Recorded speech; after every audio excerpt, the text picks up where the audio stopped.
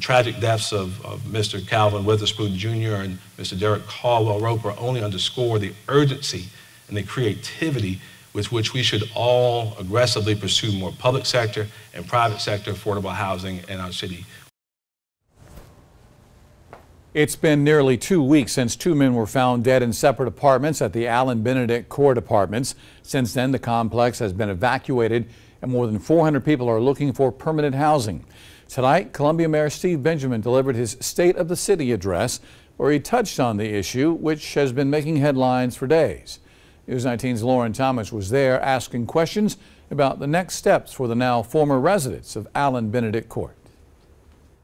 And make sure that the people at Allen Benedict Court get out of temporary housing and into permanent housing as soon as possible. Columbia Mayor Steve Benjamin says the focus right now is getting the 400+ people who were displaced into permanent housing. We've been assured by this Friday that every single resident that's been displaced will have vouchers in hand to pick between 3 permanent housing units that they can move to. Mayor Benjamin says that he has been working to secure a $30 million grant from the U.S. Department of Housing and Urban Development to help establish hundreds of more affordable housing units throughout the city.